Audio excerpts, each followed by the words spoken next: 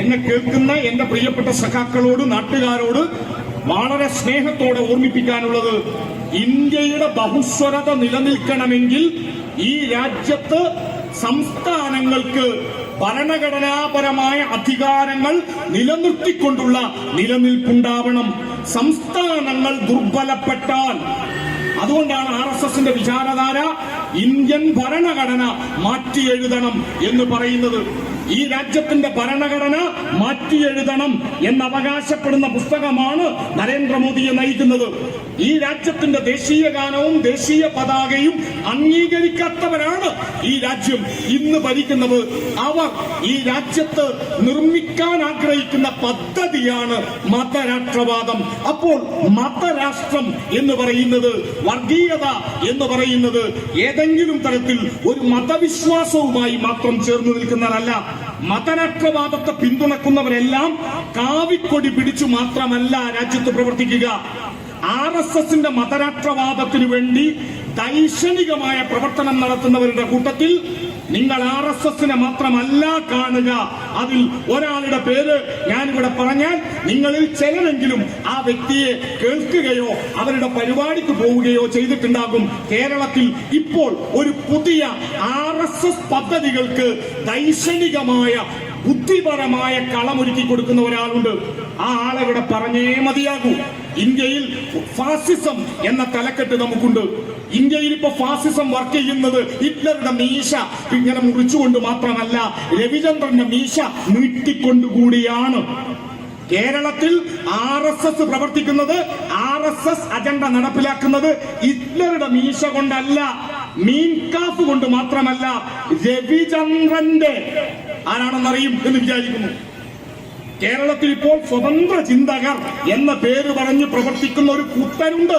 ആ കൂട്ടരുടെ ആചാര്യന്റെ പേരാണ്, നേതാവിന്റെ പേരാണ് രവിചന്ദ്രൻ എന്ന C. രവിചന്ദ്രൻ. നിങ്ങൾ കേട്ട് കാണും. അയാൾ യുക്തിചിന്തകനാണ് എന്നാണ് പറയുന്നത്. അദ്ദേഹത്തോട് ഈ അടുത്ത കാലത്ത് ഞങ്ങളുടെ കോഴിക്കോട് സർവകലാശാലയിൽ ഫോക്ലോർ ഡിപ്പാർട്ട്മെന്റിൽ അസിസ്റ്റന്റ് പ്രൊഫസറായിരുന്ന ഒരു KSUക്കാരനുണ്ട്, പഴയ KSUക്കാരൻ. അദ്ദേഹത്തെ എനിക്ക് അത്രയും കൃത്യമായിട്ട് അറിയാം, സമുദ്രമൊക്കെ അറിയാം. ഡോക്ടർ അരവിന്ദാക്ഷൻ. അരവിന്ദാക്ഷൻ എന്ന് പറയുന്ന ഫോക്ലോർ വിഭാഗത്തിലെ അസിസ്റ്റന്റ് പ്രൊഫസറായി, ഇപ്പൊ അദ്ദേഹം ഇല്ല, അദ്ദേഹം എന്നാത് അസിസ്റ്റന്റ് പ്രൊഫസറാണ്. ഒരു ചോദ്യം ചോദിക്കുന്നുണ്ട്. RSSഉം ISISഉം മതരാഷ്ട്രവാദികളല്ലേ? അവർ രണ്ടു കൂട്ടരും ഒരേ രീതിയിലല്ലേ പ്രവർത്തിക്കുന്നത്? നിങ്ങൾ ആ ചോദ്യം യൂട്യൂബിലോ വാട്സാപ്പിലോ നിങ്ങളുടെ ക്ലിപ്പിംഗ്സിലോ കണ്ടു കാണും. സാക്ഷാൽ രവിചന്ദ്രൻ എന്ന് പറയുന്ന കേരളത്തിലെ സ്വതന്ത്ര ചിന്തയുടെ ടോട്ടൽ കൊട്ടേഷൻ എടുത്ത മനുഷ്യൻ അതിന് പറയുന്ന ഒരു മറുപടിയുണ്ട്. ISIS ഭീകരവാദി സംഘടനയാണ്. ഓക്കെ, നമ്മളും സംഭവിച്ചു. അടുത്ത മറുപടിയുണ്ട്, RSS ഒരു സാംസ്കാരിക സംഘടനയാണ്.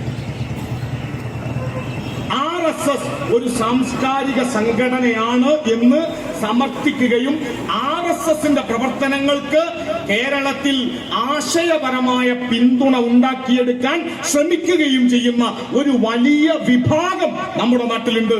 അവരെ നമ്മൾ കരുതിയിരിക്കണം. അവിടെയാണ് ഞാൻ പറഞ്ഞത്, നേരത്തെ സ്വാഗത പ്രസംഗത്തിൽ അധ്യക്ഷൻ ഉൾപ്പെടെ പറഞ്ഞത്, നമ്മുടെ കേരളത്തിന്റെ വളരെ ഉജ്ജ്വലമായ ഒരു മതനിരപേക്ഷതയുടെ കരുത്തുണ്ട്. നമ്മുടെ മതനിരപേക്ഷമായ കരുത്തിനെ ദുർബലപ്പെടുത്താൻ കാവിക്കൊടി നേരെ പിടിച്ചൊരാൾ വന്നാൽ ആ കാവിയെ തിരിച്ചറിയാൻ, ചെറുക്കാൻ നമുക്ക് പറ്റും. പക്ഷേ കാവിക്കൊടി പ്രച്ഛന്നമായി കൊണ്ടുവന്നാൽ, RSS ആശയങ്ങൾ വേഷം മാറി കടന്നു വന്നാൽ ആ RSS ആശയത്തെ ചെറുക്കാൻ സാധാരണ ജനങ്ങൾക്ക് അത്ര എളുപ്പം സാധിക്കില്ല. അങ്ങനെ നമ്മുടെ നാട്ടിൽ പലതരം സംഘടനകളിലൂടെ സംഘപരിവാർ യുക്തി ജനങ്ങൾക്കിടയിലേക്ക് കുത്തി നിറക്കുന്നുണ്ട്. കടുത്ത ഇടതുപക്ഷ രാഷ്ട്രീയ ബോധം നിൽക്കുന്ന മനുഷ്യരെ പോലും സ്വാധീനിക്കാൻ മാത്രം വലതുപക്ഷവൽക്കരണം ഈ രാജ്യത്ത് സജീവമാകുന്നുണ്ട്. അത് കേരളത്തിലേക്ക് പോലും കടന്നു വരുന്നുണ്ട്. അവിടെയാണ് നമ്മൾ ഈ നാടിനോട് കൃത്യമായി പറയുന്നത് എന്താണ് മതരാഷ്ട്രവാദം. അപ്പോൾ സഖാവെ, RSS മാത്രമാണോ മതരാഷ്ട്രവാദി? ഉറപ്പിച്ചു പറയുന്നു, RSS മാത്രമല്ല ഇന്ത്യയിലെ മതരാഷ്ട്രവാദം. ഇന്ത്യയിൽ ഹിന്ദുത്വ മതരാഷ്ട്രവാദം പോലെ തന്നെ ഇന്ത്യൻ ജനാധിപത്യത്തിന്റെ ഭീഷണിയാണ് ഇസ്ലാമിക അല്ലെങ്കിൽ ക്രൈസ്തവ മറ്റേത് മതരാഷ്ട്രവാദവും. ഇസ്ലാമിക ഭീകരവാദവും രാജ്യത്ത് ചെറുക്കപ്പെടേണ്ടതാണ്. പക്ഷേ ഞാൻ ഉറപ്പിച്ച് അടിവരയിട്ട് പറയുന്നു, തുലാസൊപ്പിക്കുന്ന ഏർപ്പാട് ആധുനിക ജനാധിപത്യത്തിന് ചേർന്നതല്ല. നമ്മൾ 1.5 കിലോ RSS, 1.5 കിലോ SDPI ഇങ്ങനെ പറഞ്ഞു പോകേണ്ട ഒരു കാര്യമല്ല. SDPIയും RSSും ഒരേ നാണയത്തിന്റെ ഇരുവശങ്ങളല്ല, ഒരേ നാണയത്തിന്റെ ഒരേ വശങ്ങളാണ്. ഒരേ നാണയത്തിന്റെ ഇരുവശങ്ങളല്ല SDPI RSS.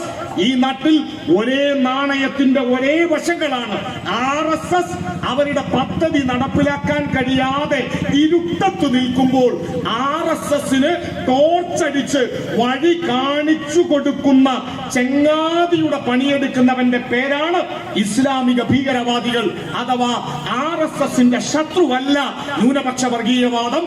RSSനെ അവരുടെ ആശയങ്ങൾ ഈ നാടിനകത്ത് നടപ്പിലാക്കാൻ പിന്തുണക്കുന്നവരുടെ പേരാണ് ന്യൂനപക്ഷ ഭീകരവാദം. ഞാൻ അതിനെ വിശദീകരിക്കാൻ പിന്നീട് വരാം. നോക്കൂ നിങ്ങൾ, എന്താണ് വർഗീയത? ഏതെങ്കിലും തരത്തിൽ ഒരു മതവിശ്വാസിയായാൽ അയാൾ വർഗീയവാദിയാകുമോ? CPIM അടിവരയിട്ട് പറയുന്നുണ്ട്, 5 നേരം നിസ്കരിക്കുന്നു എന്നതുകൊണ്ട് ഒരു മുസൽമാൻ വർഗീയവാദിയല്ല.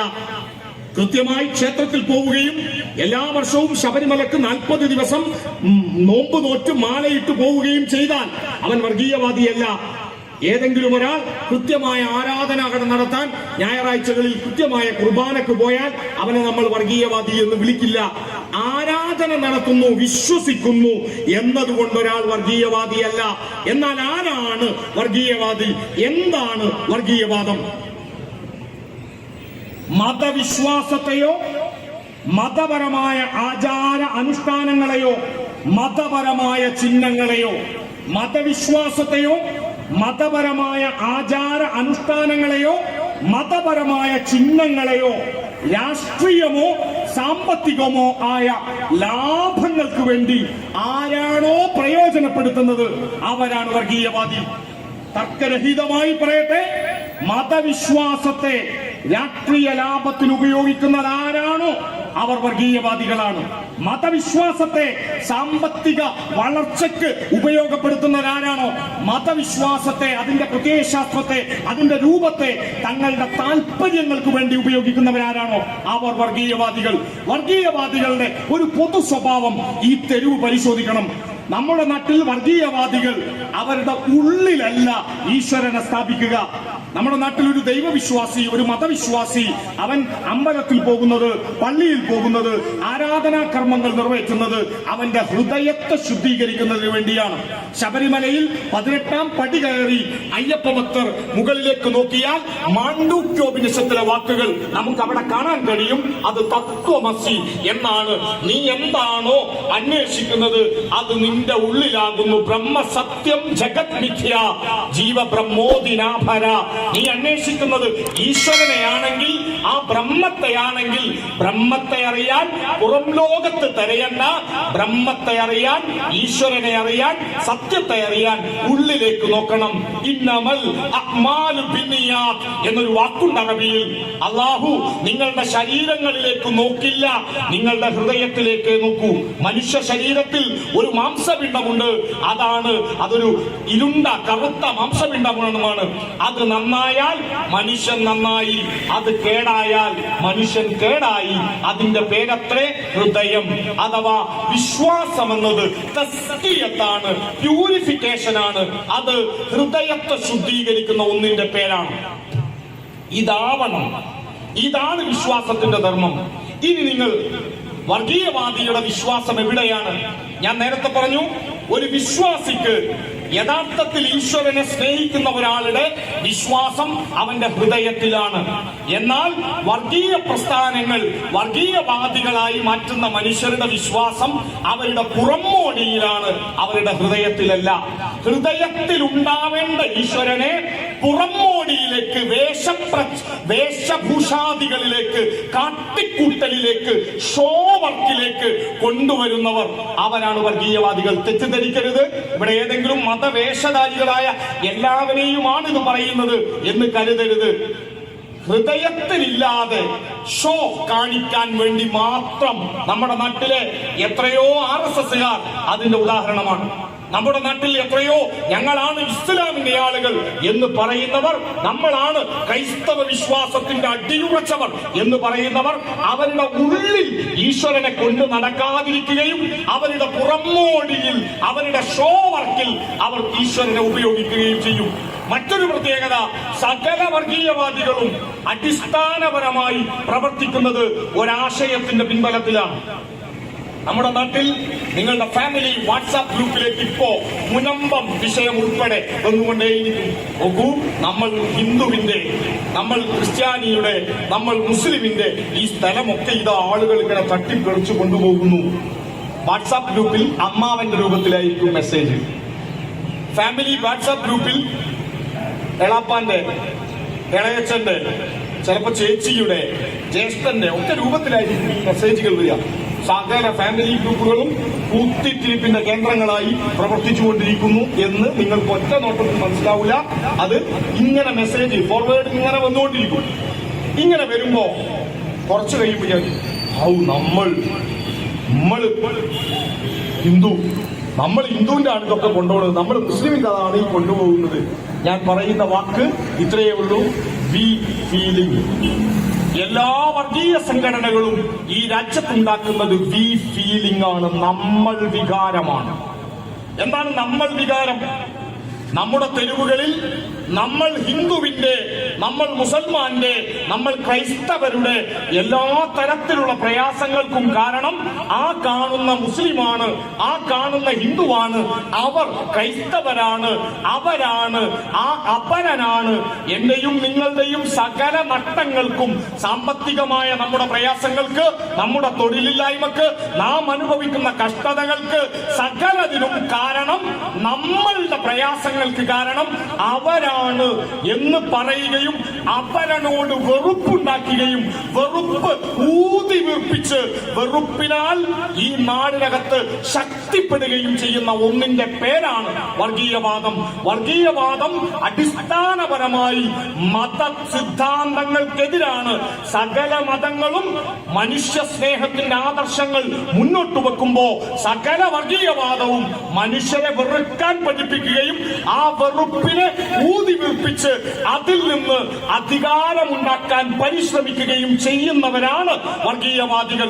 അതുകൊണ്ട് ഇന്ത്യയിൽ ഇടതുപക്ഷത്തിന് ഈ നാടിനോട് പറയാനുള്ളത്, നിങ്ങൾ അടിയുറച്ച മതവിശ്വാസിയാണോ പ്രിയപ്പെട്ടവരെ, എങ്കിൽ നിങ്ങൾ നിങ്ങളുടെ വിശ്വാസത്തെ വർഗീയതയുമായി കൂട്ടിക്കെട്ടുന്നതാരാണോ അവരെ എതിർക്കണം. RSSനെ ഏറ്റവും ശക്തമായി എതിർക്കാൻ ഏറ്റവും ചുമതലപ്പെട്ട മനുഷ്യർ ഹിന്ദു മതവിശ്വാസിയാണ്.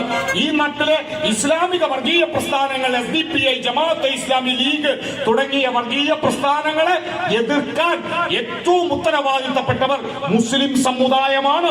ക്രൈസ്തവ വർഗീയ സംഘടനയായ കാസ പോലെയുള്ള ഭീകര പ്രസ്ഥാനങ്ങളെ ചെറുക്കാൻ ചുമതലപ്പെട്ടവർ ഇവിടുത്തെ ക്രൈസ്തവ പ്രസ്ഥാനങ്ങളും അതിന്റെ പ്രവർത്തകരുമാണ്.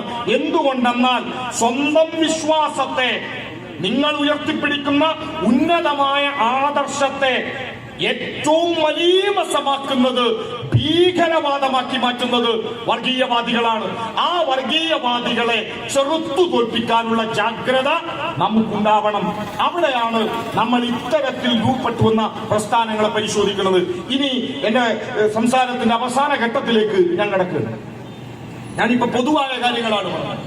ഇനി ഇന്ത്യയിലെ ഏതെങ്കിലും ഒരു ന്യൂനപക്ഷ ഭീകരവാദ സംഘടന ഈ രാജ്യത്തിന്റെ അധികാരം മുഴുവൻ കൈയടക്കും എന്ന് നമ്മൾ കരുതുന്നുവോ?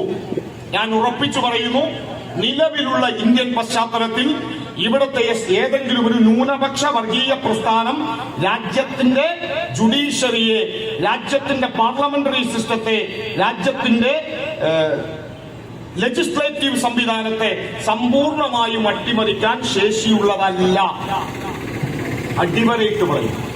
എന്നാൽ ആരാണ് ഇന്ത്യൻ ജനാധിപത്യത്തെ സമകാലിക പശ്ചാത്തലത്തിൽ സമ്പൂർണമായും അട്ടിമറിക്കാൻ ശേഷിയുള്ളത് അത് RSSനാണ്, അത് ഹിന്ദുത്വ രാഷ്ട്രവാദത്തിനാണ്. അതിനർത്ഥം മറ്റു വർഗീയ പ്രസ്ഥാനങ്ങളെല്ലാം ന്യായീകരിക്കപ്പെടേണ്ടതാണോ? അല്ല, എതിർക്കപ്പെടേണ്ടതാണ്. നോക്കൂ നിങ്ങൾ, ഹിന്ദുത്വ രാഷ്ട്രവാദം പോലെ തന്നെ മതരാഷ്ട്രവാദം ഉന്നയിക്കുന്ന മറ്റൊരു കൂട്ടരുണ്ട് നമ്മുടെ നാട്ടിൽ. അവരാണ് ജമാഅത്തെ ഇസ്ലാമി. ഈ നാട്ടിൽ ജമാഅത്തെ ഇസ്ലാമി ഉണ്ടോ? കുറച്ചേ ഉണ്ടാവുള്ളൂ. അല്ല, ഒരു പാൽപ്പായസം കാണുന്നത് ഒരു തുള്ളി ജമാഅത്ത് മതി, അധികം വേണ്ട. ഈ കേരളത്തിന്റെ മതസൗഹാർദ്ദം മുഴുവൻ തകർക്കാൻ ഇപ്പോ ഉണ്ടാക്കിക്കൊണ്ടിരിക്കുന്ന സകല വാദങ്ങളുടെയും കേന്ദ്രം ഇവരാണ്. നിങ്ങൾ ജമാഅത്തെ ഇസ്ലാമിയുടെ ആചാര്യനുണ്ട് മൗലാന അബുൽ അല മൗദൂദി. ആ മൗദൂദി എഴുതിയ ഒരു പുസ്തകം IPH കോഴിക്കോട് കേന്ദ്രമായ ഇസ്ലാമിക് പബ്ലിഷിംഗ് ഹൗസ് പ്രസിദ്ധീകരിച്ചിട്ടുണ്ട്. ജമാഅത്തെ ഇസ്ലാമിയുടെ ഔപചാരിക പ്രസിദ്ധീകരണ വിഭാഗമാണ് IPH. ആ IPH പ്രസിദ്ധീകരിച്ച പുസ്തകം ദേശീയത്വം, മതേതരത്വം, ജനാധിപത്യം, ഒരു താത്വിക വിശകലനം, പുസ്തകത്തിന്റെ പേരാണ്. ആ പുസ്തകത്തിൽ ആവർത്തിച്ചു പറയുന്ന ഒരു വാക്കുണ്ട്: ഹേ മുസൽമാന്മാരെ, നിങ്ങളോട് ഞാൻ ഇതാ തറപ്പിച്ചു പറയുന്നു, ആധുനിക ജനാധിപത്യവും മതനിരപേക്ഷതയും നിങ്ങളുടെ ഈമാനിനും ഇസ്ലാമിനും കടകവിരുദ്ധമാണ്. ഹേ മുസൽമാന്മാരെ, നിങ്ങളോട് ഞാൻ ഇതാ തറപ്പിച്ചു പറയുന്നു, ആധുനിക ജനാധിപത്യവും മതനിരപേക്ഷതയും നിങ്ങളുടെ ഈമാനിനും ഇസ്ലാമിനും കടകവിരുദ്ധമാണ്. ജനാധിപത്യത്തിനും മതനിരപേക്ഷതയ്ക്കും വേണ്ടി നിങ്ങൾ പ്രവർത്തിച്ചാൽ നിങ്ങളുടെ പരിശുദ്ധ ഖുർആനിനെ പുറം കാലുകൊണ്ട് തട്ടിത്തെറിപ്പിക്കലാണ്. അക്ഷരാർത്ഥത്തിൽ ഈ വരികൾ മൗദൂദി എഴുതിയിട്ടുണ്ട്. അക്ഷരാർത്ഥത്തിൽ ഞാൻ അതേപടി പറഞ്ഞതാ. പേജ് നമ്പർ 24, ഞാൻ നേരത്തെ പറഞ്ഞ പുസ്തകം. നോക്കൂ പ്രിയപ്പെട്ടവർ, ഇന്ത്യയിൽ ഈ ആശയമാണ് ജമാഅത്ത് പ്രസിദ്ധി നടത്തുന്നത്. ഇത് പറയുന്ന ആളുകളാണ് ഇവിടെ വന്ന് പ്രചരിപ്പിക്കുക.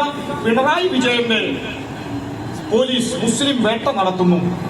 RSS CPM ബന്ധം SDPIക്കാരന്റെ പോസ്റ്ററ. നിങ്ങൾ ശ്രദ്ധിച്ചിട്ടുണ്ടോ? SDPI നിരോധിച്ചിട്ടില്ല ഇന്ത്യയിൽ. പോപ്പുലർ ഫ്രണ്ട് നിരോധിച്ചു. പോപ്പുലർ ഫ്രണ്ട് ആ സംഘടന ഉണ്ടാവും കുറച്ചൊക്കെ. പോപ്പുലർ ഫ്രണ്ട് നിരോധിച്ചു, വുമൻസ് ഫ്രണ്ട് നിരോധിച്ചു, ക്യാമ്പസ് ഫ്രണ്ട് നിരോധിച്ചു, ഇമാം കൗൺസിൽ നിരോധിച്ചു. എന്ന് പറഞ്ഞാൽ പോപ്പുലർ ഫ്രണ്ടിന്റെ എല്ലാ സംഘടനകളും നിരോധിക്കപ്പെട്ടു. എന്നാൽ SDPI നിരോധിക്കപ്പെട്ടില്ല. SDPI നിരോധിക്കാത്തതിനെ കുറിച്ച് ചോദിച്ചപ്പോ കേന്ദ്ര ആഭ്യന്തരമന്ത്രി അമിത്ഷാ പറഞ്ഞത് തെരഞ്ഞെടുപ്പ് കമ്മീഷൻ തീരുമാനമെടുക്കട്ടെ എന്നാണ്. എന്നെ കേൾക്കുന്ന പ്രിയപ്പെട്ടവരോട്, ഇന്ത്യയുടെ തെരഞ്ഞെടുപ്പ് കമ്മീഷൻ ഒരു രാഷ്ട്രീയ പാർട്ടിക്ക് റെക്കഗ്നീഷൻ നൽകുന്ന ഒരു സംവിധാനമാണ്.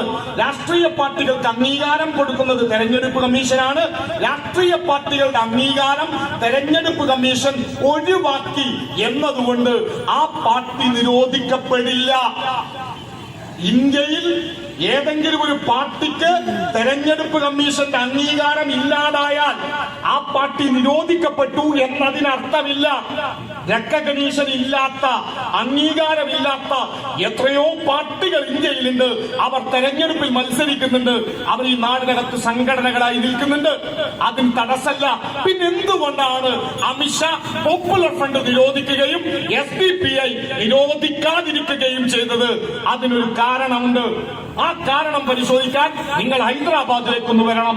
ഹൈദരാബാദിലെ പ്രധാനപ്പെട്ടൂടെയാണ് കോൺഗ്രസ് ഉണ്ടായതെന്നാണ് പറയുന്നത്. അപ്പൊ കോൺഗ്രസിനെ ആദ്യഘട്ടത്തിൽ സഹായിച്ചത് ബ്രിട്ടീഷുകാരായിരുന്നു രൂപീകരിക്കാൻ എന്നത് ഇന്ത്യയിലെ രാഷ്ട്രമീമാംസ പാഠപുസ്തകങ്ങൾ പഠിപ്പിക്കുന്ന ഉത്തരാണ്. 1906 മുസ്ലിം ലീഗ്. 1906. 1915 ഹിന്ദു മഹാസഭ. 1925 RSS. 1920 കമ്മ്യൂണിസ്റ്റ് പാർട്ടി. എന്നെ കേൾക്കുന്ന പ്രിയപ്പെട്ടവരോട്, 1906 മുസ്ലിം ലീഗ് ഇന്ത്യയിൽ നിരോധിക്കപ്പെട്ടിട്ടില്ല. 1915 ഹിന്ദു മഹാസഭയുടെ നേതാക്കന്മാർ തൂക്കിലേറ്റപ്പെട്ടിട്ടില്ല, അറസ്റ്റ് ചെയ്യപ്പെട്ടിട്ടില്ല. ഈ രാജ്യത്ത് പ്രവർത്തന സ്വാതന്ത്ര്യം നിഷേധിക്കപ്പെട്ടിട്ടില്ല. 25 RSS ഈ രാജ്യത്ത്, ബ്രിട്ടീഷ് ഇന്ത്യയിൽ ഈ രാജ്യത്ത് ഏതെങ്കിലും തരത്തിൽ നിയന്ത്രണമേറ്റത് വെറും 4 ദിവസമാണ്. അത് നാട്ടുരാജ്യങ്ങളുമായി ബന്ധപ്പെട്ട ഒരു വിഷയത്തിൽ മാത്രം. മറ്റൊരു ഘട്ടത്തിലും RSSന് മേൽ കേന്ദ്ര ബ്രിട്ടീഷ് ഭരണകൂടം നിയന്ത്രണം ഏർപ്പെടുത്തിയില്ല. ഇനി നിങ്ങൾ നോക്കൂ, 1920 ഇന്ത്യയിൽ രൂപീകരിക്കപ്പെട്ട കമ്മ്യൂണിസ്റ്റ് പാർട്ടി 1922 മുജാഹിദുകളുടെ നേതൃത്വത്തിൽ ഇന്ത്യയിലേക്ക് വരുമ്പോ സഖാവ് മുഹമ്മദ് ഷഫീഖ് ഉൾപ്പെടെയുള്ള കമ്മ്യൂണിസ്റ്റ് പാർട്ടി നേതാക്കന്മാർ പെഷവാർ ഗൂഢാലോചന കേസിൽ ജയിലിൽ അടക്കപ്പെട്ടു. അത് കഴിഞ്ഞ് തൊട്ടടുത്ത് കാൺപൂർ ഗൂഢാലോചന 1925 കാൺപൂരിൽ സമ്മേളനം നടത്തി കമ്മ്യൂണിസ്റ്റ് പാർട്ടി. ആ കാൺപൂർ ഗൂഢാലോചന കേസിൽ കമ്മ്യൂണിസ്റ്റ് പാർട്ടി നേതാക്കന്മാർ അറസ്റ്റ് ചെയ്യപ്പെട്ടു. അത് കഴിഞ്ഞ് മീററ്റ് ഗൂഢാലോചന, നമ്മുടെ 141 സഖാക്കളെ അറസ്റ്റ് ചെയ്യുകയും 49 സഖാക്കളെ അന്നത്തെ ബ്രിട്ടീഷ് ഇന്ത്യയിൽ തൂക്കിലേറ്റുകയും ചെയ്തു. 49 പേരെ മീററ്റ് ഗൂഢാലോചന. അത് കഴിഞ്ഞ് കാൺപൂർ, മീററ്റ്, ലാഹോർ ഗൂഢാലോചന കേസുകൾ. ഞാൻ ഇത്രയും പറഞ്ഞത് ഒറ്റ കാര്യം പറയാനാ, കമ്മ്യൂണിസ്റ്റ് പാർട്ടി ഉണ്ടായ കാലം മുതൽ ഇതിനെ ഇങ്ങനെ രക്ഷയില്ലാതാക്കാൻ ബ്രിട്ടീഷുകാർ ശ്രമിച്ചിട്ടുണ്ട് സമ്പൂർണ്ണമായി. എന്നാൽ അന്നുണ്ടായ വർഗീയ സംഘടനകൾ നോക്കൂ. ഒന്ന് മുസ്ലിം ലീഗ് 906, നിരോധനമല്ല, നിയന്ത്രണമല്ല. 1915 ഹിന്ദു മഹാസഭ, നിയമങ്ങളും നിയന്ത്രണങ്ങളോ പ്രയാസങ്ങളോ ഇല്ല. 1925 RSS ഉണ്ടായി. RSS എങ്ങനെയാണ് ഈ രാജ്യത്തുണ്ടായത്? നമ്മുടെ നാട്ടിൽ എങ്ങനെയാണ് വർഗീയ സംഘടനകൾ ഉണ്ടായത് എന്ന് അക്കാദമികമായി പഠിക്കാൻ താല്പര്യമുള്ളവർ വായിച്ചിരിക്കേണ്ട ഒരു പുസ്തകമുണ്ട്. ആ പുസ്തകത്തിന്റെ പേര് the rise of communalism in India എന്ന പുസ്തകമാണ്. ഇന്ത്യൻ വർഗീയവാദത്തിന്റെ ഉദയം. ആ പുസ്തകം എഴുതിയത് ഇന്ത്യയിലെ ഏറ്റവും ശ്രദ്ധേയനായ ജനകീയ ചരിത്രകാരൻ ഡോക്ടർ ബിപിൻ ചന്ദ്രയാണ്. ഡോക്ടർ ബിപിൻ ചന്ദ്ര അദ്ദേഹത്തിന്റെ ഇന്ത്യൻ വർഗീയതയുടെ വളർച്ചയെ കുറിച്ച് പറയുമ്പോൾ അദ്ദേഹം പറയുന്ന മനോഹരമായ ഒരു പ്രയോഗമുണ്ട്. Indian communalism is the byproduct of British colonialism എന്നാണ്. ഇന്ത്യയിലെ വർഗീയത ബ്രിട്ടന്റെ കൊളോണിയലിസത്തിന്റെ ഉപോൽപ്പന്നമാണ്. അങ്ങനെ ഉണ്ടായതാ, അവർ സഹായിച്ചിട്ടുണ്ടായതാ. ഞാനത് കൂടുതൽ വിശദീകരിക്കുന്നില്ല. അതിനൊക്കെ പറയുകയാണെങ്കിൽ ഒരുപാട് ചരിത്രമുണ്ട്.